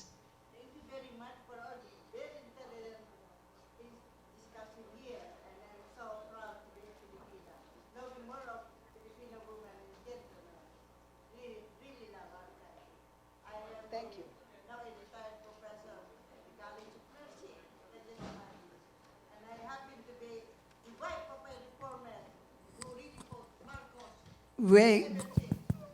You are the general's wife, ma'am. Yes. Thank you very who much. Suffered? He does not, Who suffered? he did Who not, suffered he so did not much? introduce himself properly. Yeah, because he is like that. That's why in our partnership, I am the bonga. He gives the buga. Because he really gives. Good for you. See, You behind know? every successful general is a surprise I wife. am inviting everybody. I am inviting everybody to attend our convention. You may call it convention at 32nd District, the Samari Street near GMA, because we are having a convention for non-traditional politicians. We are producing already, inviting people to come. Kung wala silang pera, yung grupo magre-raise. Yan, ang aming. Can that's you help action. us raise funds? I will certainly do that. Yeah. I will invite you. Let's publicize it. Yes. Yeah, I will invite you. Remember, May 16, that is, anong day yun? Yan, we have invitation here. We have invitation All right. already. We already conducted, analyzed the situation. Tapos, naglagay na kami ng mga criteria. And part of that good is for you. Meron na kaming palatuntunan sa kanila. Oh, good. My husband is very meek, hindi umiimik. Oo. That's why I have to do that. A round of applause. Thank ladies you. and Thank you gentlemen. very much. Mabuhay I'll po show them. kayo. I'll show Ayan, them. that is people power exercising. That's great. Okay, next question, please. From which side? This side here? This side. Yes. First of all, Assalamualaikum. Greetings of peace. I am Jamil Faisaladyong of University of San Carlos and President of the Federation of Muslim Students Associations in Cebu. I would just like to ask, do you believe that peace advocacy, aside from the passage of the Bangsamoro Basic Law, do you believe that peace advocacy should also be one of the presidential candidates' primary concern? Thank you. The BBL. Walden? Yes, I think definitely peace advocacy, bringing about peace, not only with the MILF, but with other insurgent groups in the country. I think that is very important. But again, the point that I would like to make at this, given this chance, is that we must absolutely pass the BBL, because the alternative to the BBL not passing is so many more years of war in Mindanao. And we must not be misled by politicians who are riding on very retrograde feelings to try to torpedo this, mainly in order to be able to project themselves, in fact, as presidential candidates. Thank you. Thank you. Thank you for that answer. Yes, questions from this side, please. Good afternoon. I'm Jeffrey Brazaldo from the Ateneo. I have a question. We've talked about the challenges we face today, and I'd like to ask about a solution. Do you think that the Freedom of Information Bill will provide solutions to our issues of corruption, agrarian reform, with its promotion of transparency and accountability? Absolutely, yes, because that will give us, especially with respect to this statement of assets, liabilities, and net worth, it's like pulling teeth, and that's a public document. We should be able to get that, and we can tell immediately whether this guy has been fooling around on his wealth or not. Yes, Walden, quick answer. I would just like to add to this that endanger yung FOI, no? I mean, Malacanang really doesn't support it, and members of Congress are in fact, not very much for it. So we really have to make sure that people power makes the difference in this case, no? Kasi pag hindi napasa ito within the next 2 to 3 months, no? Going into September, October, wala na. Kasi for all intents and purposes, Congress ends work by around December. After that, it's all elections. Okay, note that. The FOI, we have to do something about it. Yes, next question, please. Good afternoon. I'm Gabe Onkiko from Kalayaan College. I'm also a member of the Student Council Alliance of the Philippines. And I noticed that the nucleus of this panel certainly is reforms. We didn't really touch on the continuation of reforms because certainly the reforms that are already in place and we are in this vicious cycle, as you put it, because we aren't following through with a lot of these things, certainly after EDSA, certainly after that. My question is then, what we can do, what can we do, perhaps particularly for the youth sector and the education sector, with bolstering the continuation of present reforms? Thank you. Cleo, would you like to answer that? Or Dr. Mendoza? You first, yes. Well, in terms of pushing for reforms, really you're looking at an entire ecosystem. I mean, you are looking at a lot of very weak institutions. We've made a lot of strides, but as was pointed out, the Corruption Perceptions Index, for instance, was now 2014, the latest is 38/100. That's an improvement. But it's still a failing mark, right? So there's still a long way to go. Definitely you don't want to step back, but you want to step forward. And that's really, as I said, rolling up one's sleeves, making sure that you demand accountability, and that's hard given the many weak institutions that we have. Okay, social media is a new element in reform, and that's how you can push it. And that's why we have this forum today. Yes, Dr. Mendoza. Yes, if I can support Professor Bello's mentioning earlier that the FOI bill needs to be supported. In my mind, there are 3 remaining key laws that need to be passed. The first one is the Bangsamoro Basic Law, and it is a prime factor which could include Mindanao in the development trajectory of the country.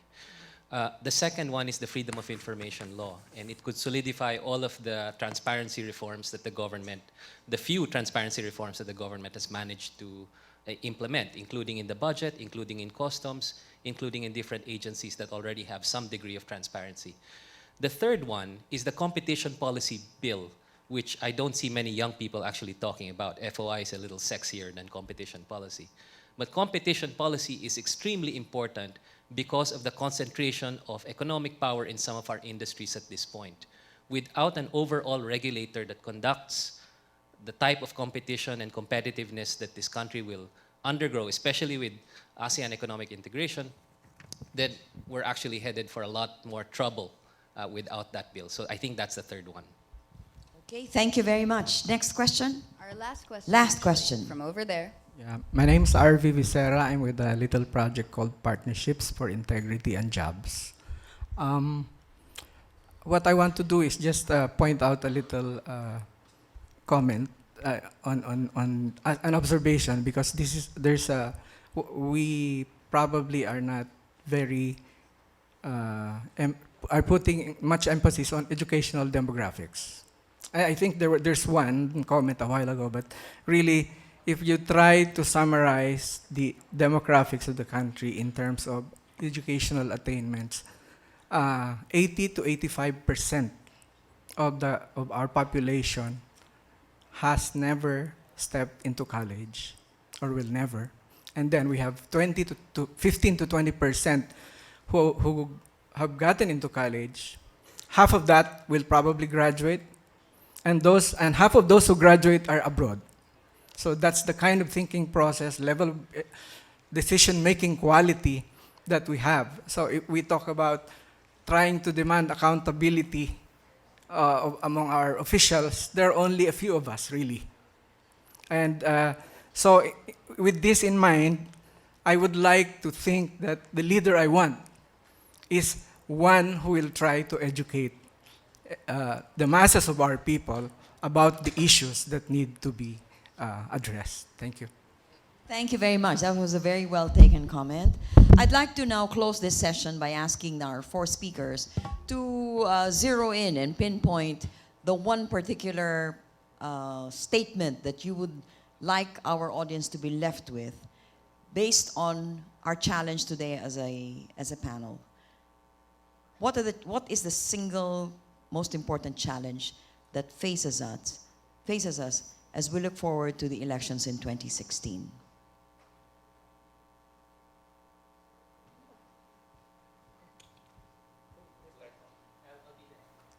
Ladies first. Well, I mean, this is the fourth, fifth, sixth time I've said it. The single most important challenge is to get rid of corruption no matter what happens.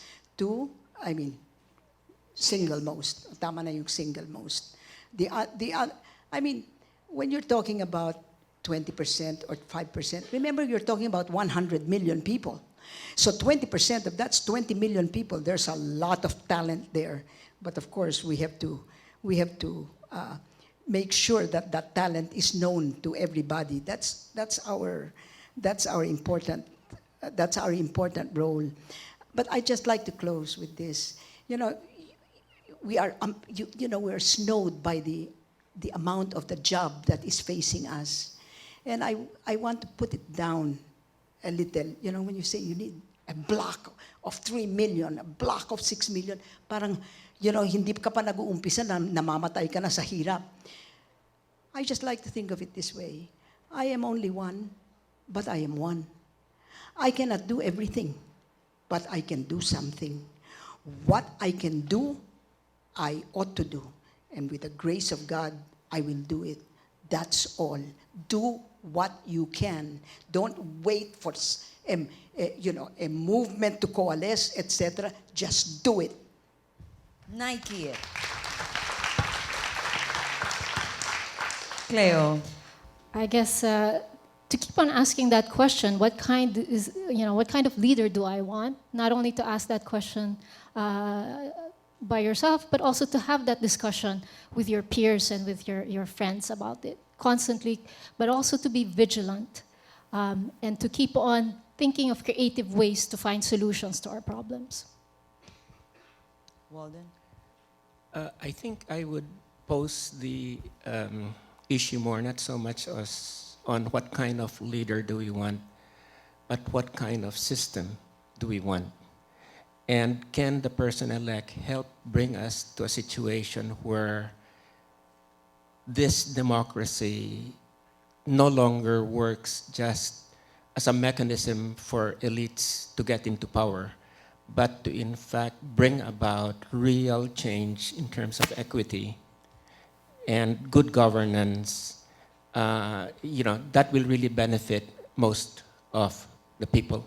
So I think what we really are looking at is making democracy deep and making democracy work, and who among the candidates will in fact become the instrument of this desire. My last point is to again say something I said earlier. People ask about a vision. Yes, I think a vision is quite important, but every election, candidates come up with their visions, and they've got great rhetoric, that in fact co-opts some of the rhetoric of sustainable development and all that participatory democracy. So I would say, going back to what Winnie said, look at the past of these people. Look at their records and don't be fooled by words. Thank you. Dr. Mendoza? Yeah, I think the sad situation that we're in right now is that powerful people are deciding who we're going to be choosing from next year. And you can see that in the newspaper headlines of the last week. So if you ask me, we can either lower our expectations and ask these people what their vision is for all of us, or we can start a long-term movement or initiative where we're really going to look for the best and brightest in this country and put them in that position one day. So I rather like the young leader from LaSalle who spoke earlier, that he doesn't want to face these same challenges 30 years from now when he's running for senator or congressman. That is what my generation should try to take care of and put them in a better position when that person takes over.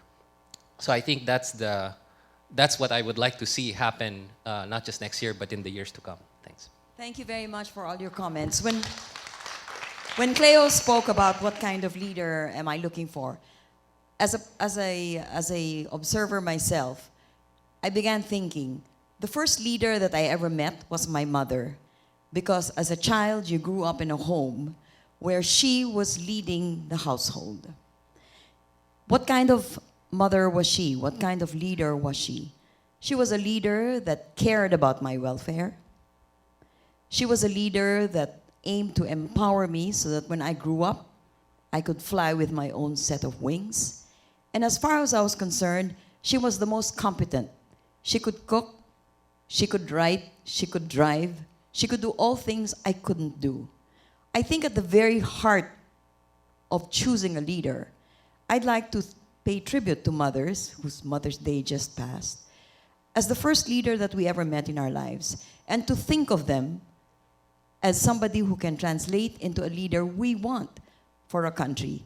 When leaders say, I'm the father of this country, or I'm the mother of this country, we want to say, don't use words to fool me, show it, just do it, Nike it.